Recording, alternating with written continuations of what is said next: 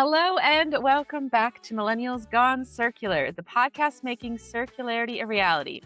I am your co-host, Caitlyn Sockwell, and I'm here with my two very good friends and co-hosts, Angelica Barrios and Saeed Fadel. You have been writing in and we've been listening and finally answering your call to address today's topic on the podcast. Today we're talking about carbon credits, offsets, the stigma, older credits, and what you need to know before you buy one. Carbon offsets are everywhere. Airlines are prompting you to offset your carbon at the checkout. Carbon credits are showing up in corporate sustainability reports, and they're what it seems like all climate tech startups are talking about. Carbon credits are by far one of the most controversial tools in climate action, so it seemed like a good point in our friendship to bring them up. Some say they're essential, others say they're greenwashing. So what is the deal? Let's find out.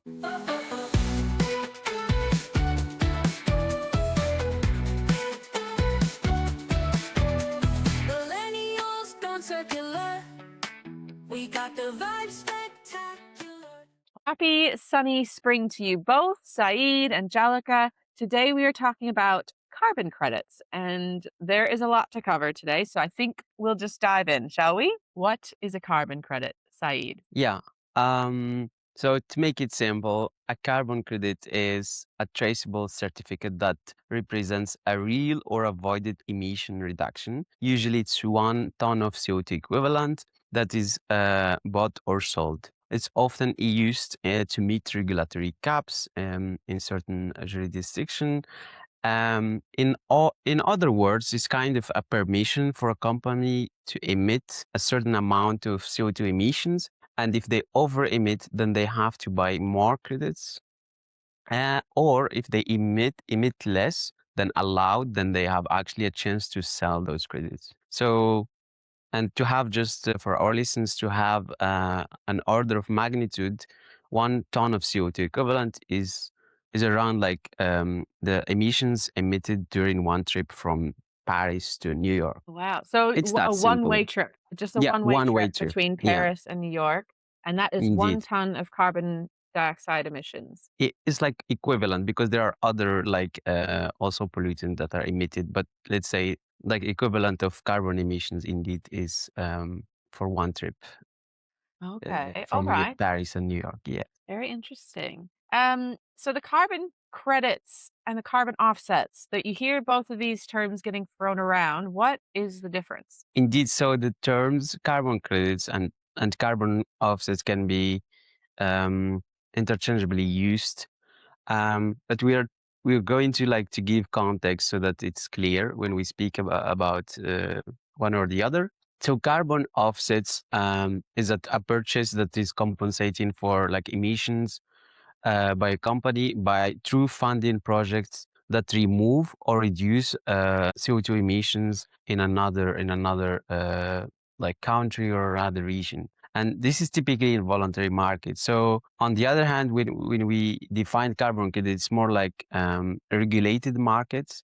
And we're going also to give more details on both markets to understand the difference. So when we speak about carbon credits, we're speaking about compliance. I speak about carbon offsets more like voluntary markets. And within both those two markets, there are two types of like credits or offset is avoidance, which means we prevent emissions from happening like through renewables, and then also removals, which means we physically take out carbon from the atmosphere.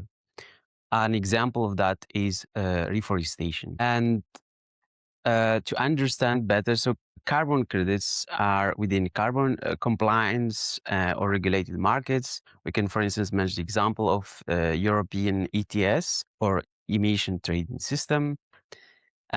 So companies must reduce emissions under law, and they can trade allowances or approved credits. As we said before, if they over emit, they need to buy, and if they emit less than allowed, then they can sell. On the other hand, carbon offsets are within voluntary carbon markets. So that means it's between companies and individuals. And so this is where corporations can buy carbon offsets to meet their climate commitments. And individuals can, for instance, offset their flights or their own like personal carbon footprints. Here, like we can speak about like examples of projects like forestry project, soil carbon, renewable energy, or even like a direct air capture.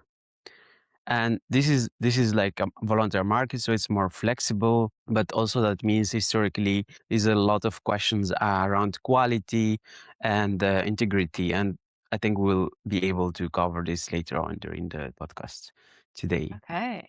Yeah, great recap. So just to see, I want to test myself and see if I've got this right now.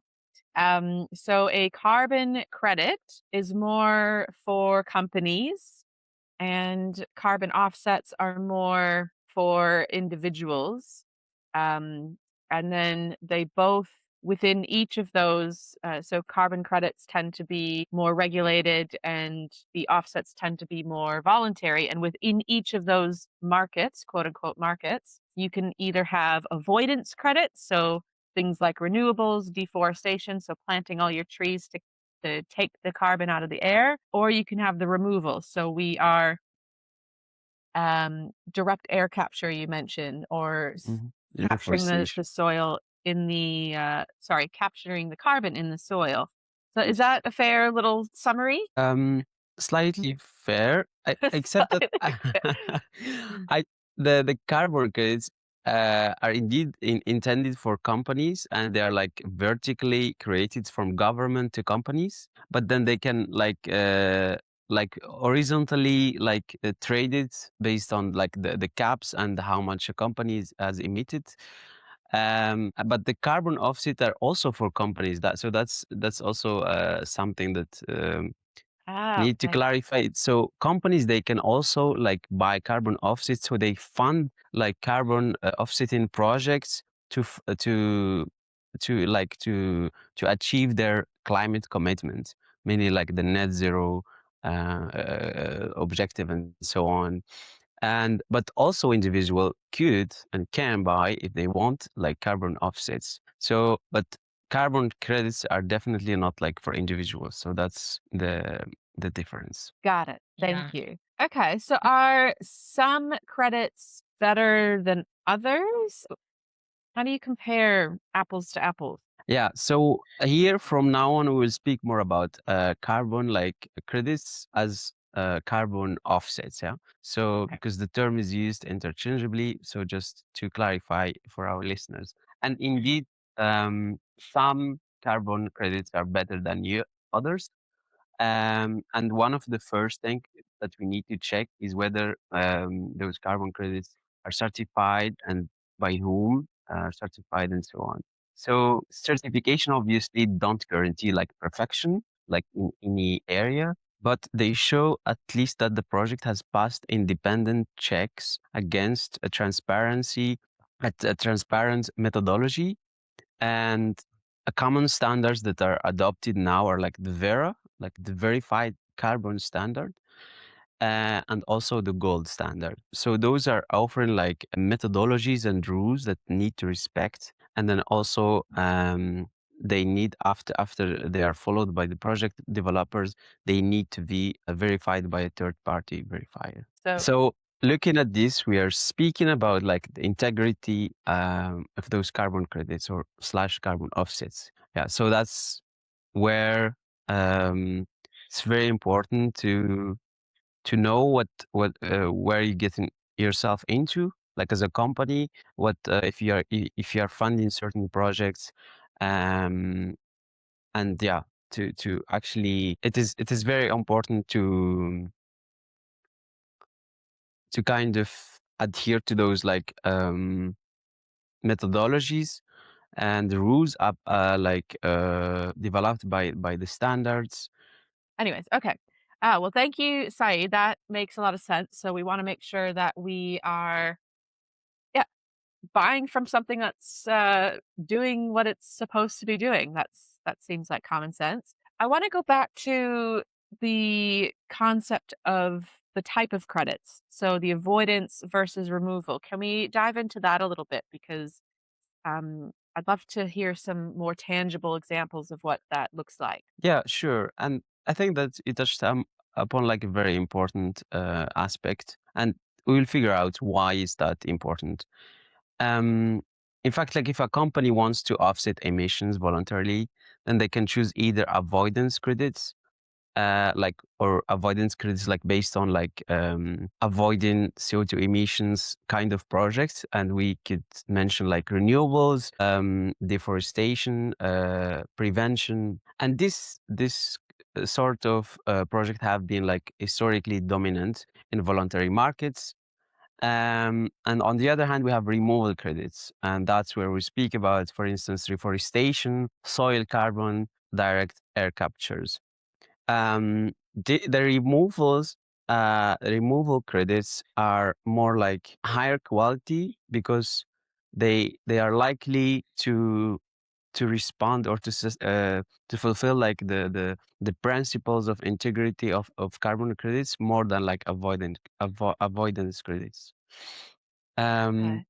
and removals credits are now more required for companies because they are now used as a reference for like net zero commitments and adopted by leading framework Science Based Target Initiative (SBTI). And so in order to like use carbon credits to achieve those climate commitments, avoidance credits are not accepted. So that's why carbon removals have more higher demand, and also higher quality, and highly priced as well. Okay. I Well, have that a question for you.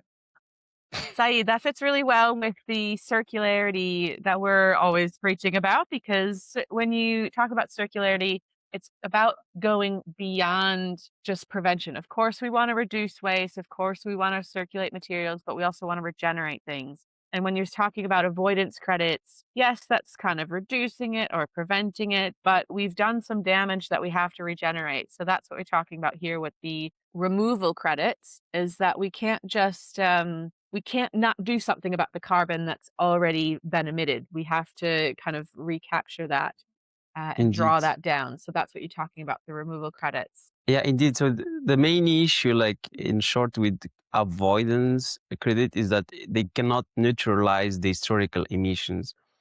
And removals are very important to kind of reduce the historical emissions out there. And that's why they receive more like credits, let's say. Yeah, absolutely. I- Okay. All right. Okay. So why were carbon credits created in the first place? What problem were they trying to solve? Why did they exist? It's a great question. And I don't know why we have not started with this. History, I think, Yeah, is very, probably. very relevant, especially in this context. And I think the story can take us back to 50 years ago.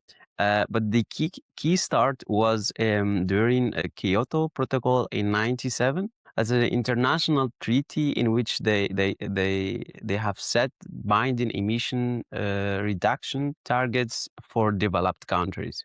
And the protocol introduced the CDM, or like the Clean Development Mechanism, which allowed industrialized nations to finance like greenhouse gas emissions reduction projects in developing countries, and receive carbon credits in return to meet their own targets. So it means we allowed countries and companies to fund like the cheapest ways to reduce emissions globally. This created what policymakers call like a win-win. So it's like developed countries, industrialized countries, they have the funds, but they want to like achieve their targets by reducing emissions. And on the other hand, like developing countries, they need like funding. So we could develop projects in those countries, financing them, and then and then developed countries receive like credits. So it's like a capitalistic, it's a capitalistic reasoning behind it. That's why probably it made sense. I think it worked, like in terms of mechanism, and yeah, and that's why it started. And of course, it has evolved a lot in terms of like the quality, also the pricing, and the other things, and also methodology. And yeah, I think it's still, even like now, like the standards we have today are still like being reformed. Yeah, okay, interesting. So that's from a compliance or policy sort of background. Angelica, I'm sure you've got some scientific explanation for us. I don't know if it's so scientific now. It's more like the thought for me about many or all of the nature-based solutions that we have tried to find and understand what we have been doing wrong in the past and what can we improve in the future. It's that it's always better like a preventive action over a reactive action. So, for example, when Sai was talking about it, it's completely true about the fact that the credits that are more valid, certified, and promoted, and even mandatory, are the carbon credits that are for offset or compensation, which is a reactive measure. Like once that you emit the emissions, even if it's redundant, once that you release the emissions, then you compensate it in some way, right? So that's a principle. You can put all the fancy jargon, but that's a principle. It's still a reactive action and a reactive measure. The ideal, it should be a preventive measured priority. So we should always prioritize prevention over reaction. And I think that's my biggest input when it comes to this topic. I'm not saying that it has all been wrong. Maybe from a higher bureaucratic perspective, it works. But at the same time, from a pure scientific perspective and maybe systematic perspective, it shouldn't be like that. Like the priority should be, or let's say the more certified, the more mandatory measures should be the ones that prevent over the ones that just compensate. So that's my critique against the carbon credit system. It has been prioritizing the wrong measure for me, at least for the way I see it. Yeah. Oh, you've got your why carbon at all, and you talk about that. So basically, based on this preventive over reactive systems or solutions that we should create, and also like nature works like that. Nature, like through evolution and all the thousands of years of improvement, she has tried to prevent certain things instead of just compensating others. So it's not even like human invention or human mentality. It's just how nature works in many ways.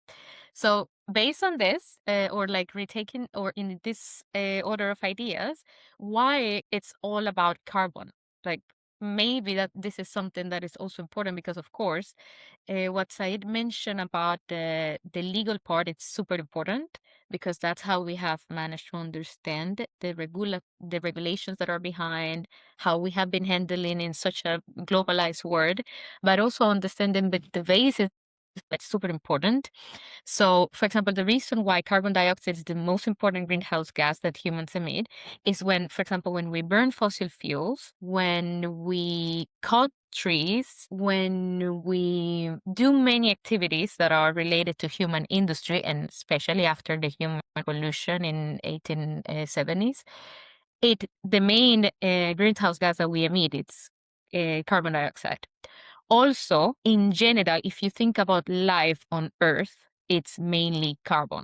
That's for me, like if you ask me about a scientific perspective, we are mainly carbon. We are approximately 60% water, 20% carbon, and the rest is all the minerals. So we're basically bags of water with bags of carbon filling with water. That's what life on Earth it is, if you see it from a very minimalistic perspective. So basically everything on Earth is created on carbon. And then you have the different forms of carbon. And among that, you have carbon dioxide, that is the gas. And it's super important. So let's say that it's not that we are demonizing carbon dioxide. It's super important to keep the temperature on Earth as warm as we need it for life to thrive. But at the same time, if it's too hot, then we have the greenhouse effect. So that's why, basically. And then when you see in all of these carbon emissions measurements like CO2e. Then you have the rest of the greenhouse gases that are very important also, but they are not as abundant as it is with carbon dioxide. So they are not considered, no, they are relevant. And that's why we have a measurement to convert it into a carbon dioxide equivalent, which is the global warming potential. But they are in way low measurement, and they are not directly related with carbon as it is carbon dioxide, which is like one of the most important elements that we have on life on Earth. And we're actually made of carbon in a very big way. The 3 is made of carbon. Something really interesting that Richard Feynman explained, it's just about that. He says, when you see a 3, you think the most of the mass from the 3 comes from the soil, right? If you think about a 3, a very big one, you think that the mass of that 3 comes from the soil, but it actually comes from the earth, from the air. All right. So now we know like the reason we're focusing on carbon because of climate change. It's a greenhouse gas. It's warming the earth. It's causing the climate change and the global warming, and of course all of these downward spiral effects. And now we also know where carbon credits were born out of the Kyoto Protocol. It's kind of an incentive for developing countries and developed countries to, as a win-win situation, to act on climate change. And now I want to switch focus a little bit because there are lots of these terms that I see thrown around that can be quite confusing. So there's things like additionality, permanence, leakage, double counting, baselines, verification. Oh my goodness, it gets really very corporate-y jargon, and I want to break those down a little bit. So Saeed, can you give us a bit of a rundown and, talk to me as like I'm a 5-year-old as best as possible? Sure, I'll try. And I think it's not an easy one, but to Yeah, simplify I it, don't think there's too many 5-year-olds that are talking about carbon credits, but yeah, like additionality. Probably those kids are speaking about like mathematics. So I don't young know how Sheldons. this We're would. talking about Yeah. 5-year-old young Sheldons. Okay, that's different.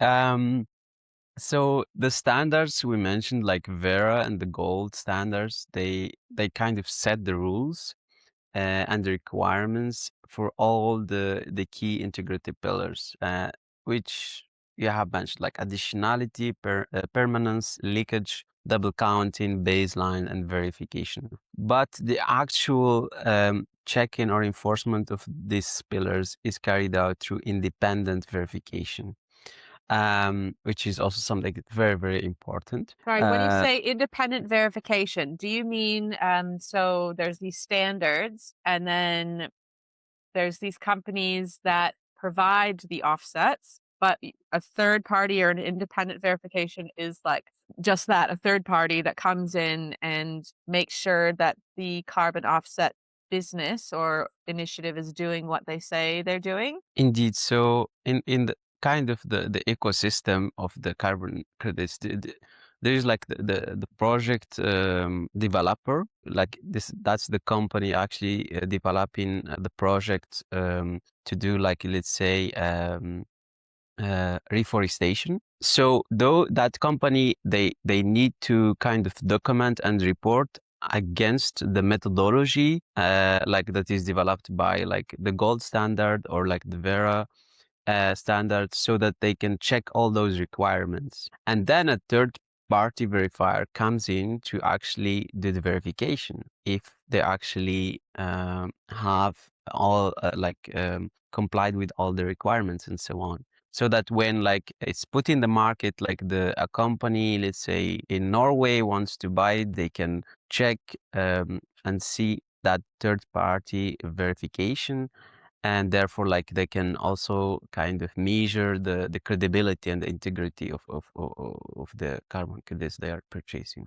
So that's how it works. So those principles like additionality and so on are very important, and we're going to speak a bit about each one to kind of have a little bit of understanding in a simple word. So additionality is where we speak or we ask the question about, would this project have happened without the credit money? if it was already profitable or required by a regulation, then it doesn't fulfill this criteria. And this one of I think the criteria that's questionable um, in many like carbon projects that are developed over time, because sometimes like a lot of projects would have happened anyway because of either regulation or either because of some initiatives and local initiatives, for instance, and so it doesn't require maybe investment and the money to make it happen. Okay, and how about the next one was permanence? What is permanence? Indeed. Permanence is like how long does the carbon stay out of the atmosphere. So that's where you can like compare trees, like reforestation, against like geological storage, which can last like centuries. So it's like also it's like basically I think a like a grade where or to measure how permanent it would be, the storage. And third one, leakage. And that's where we ask the question: does protecting one forest just push logging somewhere else, which happens often, or at least according to statistics. So if we stop like deforestation in a country, let's say in Brazil, in Amazon, but it happens somewhere else, then yeah, that is kind of leakage carbon. Yeah. Double counting. That's where we ask the question: is anyone else claiming the same emission reduction? So, and it happens if where, like for instance, where the project is developed, the government of that country is also claiming to have to use the credits, and therefore it's like those emission reduction is claimed by two parties, which is double counting, and normally should not happen. Yeah. So you Um. can't have two companies buying carbon credits from this project developer um, for the same project essentially, or the same Well, I think impact.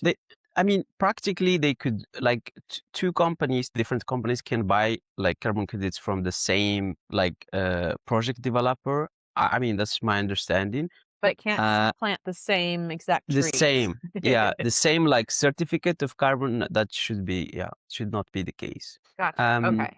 So then we've talked about 4 of these pillars of the carbon credit integrity. So we've got two pillars: baselines and verification. Can you talk us through those ones as well?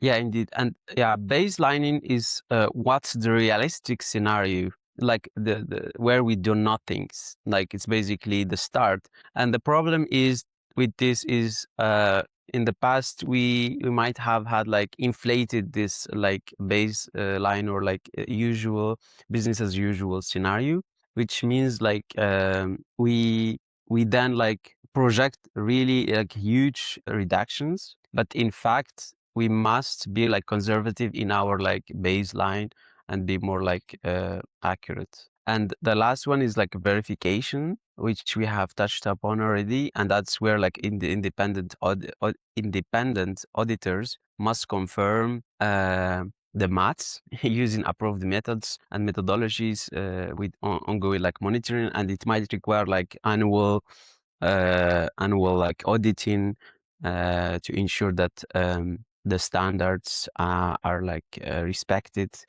and then also that like the credits have integrity. So failing in any of this means that we fail to deliver like integer and high quality like carbon credits. Okay. So you'd have to have every single one of these 6 pillars to be a carbon credit, or to achieve carbon credit integrity, and then ultimately to represent 1 ton of carbon dioxide avoided or removed in 1 credit. Okay. Indeed. So I have a quick question, and I think our last question for the day, I think what we're all sort of dying to know is, do they work? Do carbon credits actually work? Do they actually reduce the emissions overall, or are they more of just a sort of a distraction from being able to reduce your own emissions. I know Angelica before kind of commented on her criticism and take on that, but I'm curious what your thoughts on that are. Yeah, sure. I think the carbon credits are a tool like any other tool. Effectiveness depends on how they are used and their quality, as we already mentioned. So the honest answer from my side is most, and also like based on like the stats and the papers published, is that most credits issued historically have faced serious quality problems, but now the market is fundamentally like shifting towards high integrity credits. But unfortunately, like to be like to say like a reality check, a couple of studies in the last years have shown like that carbon credits have failed.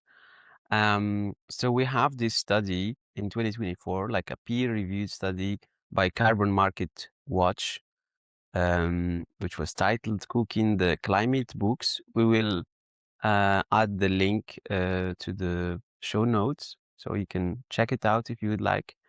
And in this study, they found out that only 12 to 16% of carbon credits issued represent real additional emission reduction. And that's shocking if you think about it. 12 to even like 20%, that should, I mean, I think anyone would assume that should be like maybe 80% or something like that, at least. And yeah, and with forestry credits overestimating impact by over 90%. And that's probably where maybe we could mention like probably the issues with the baselining, because we overestimate the reductions, and by 90%, that's a lot. This means that the vast majority of credits don't deliver the climate benefit they claim. There was also another study, 2025, by University of Oxford and University of Pennsylvania, in which they reviewed like 25 years of data and concluded most carbon credits fail due to the issue of non-additionality in permanence and leakage.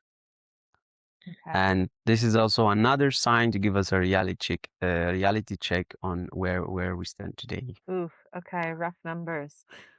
Yeah.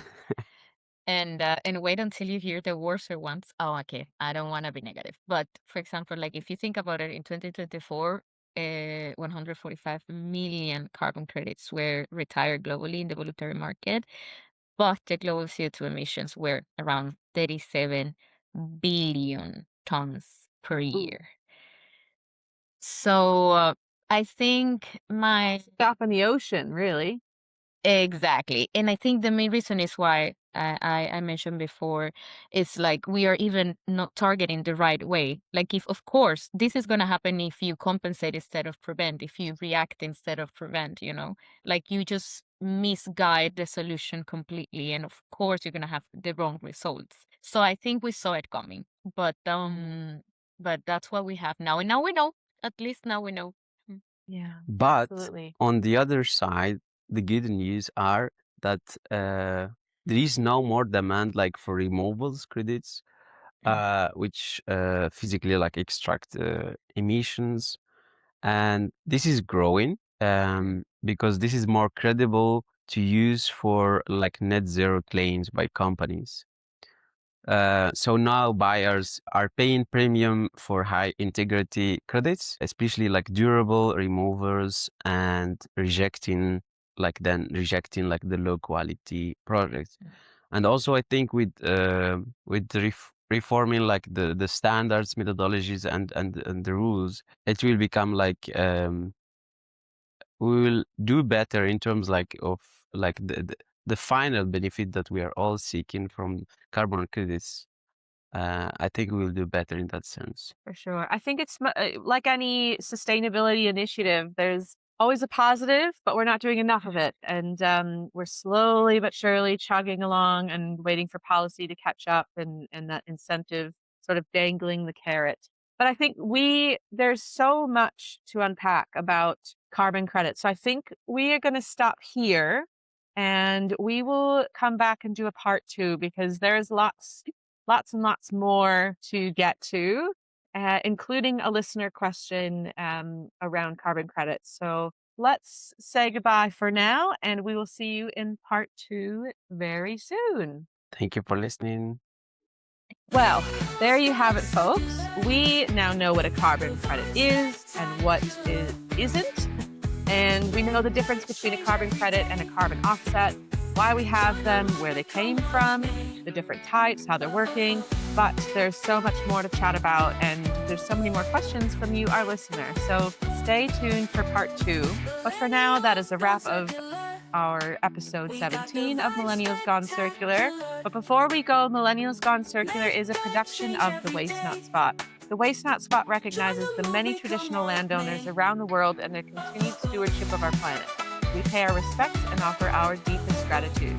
And lastly, but not leastly, a special thank you to our behind-the-scenes team, Candace Potheater and Alan McLean. Until next time.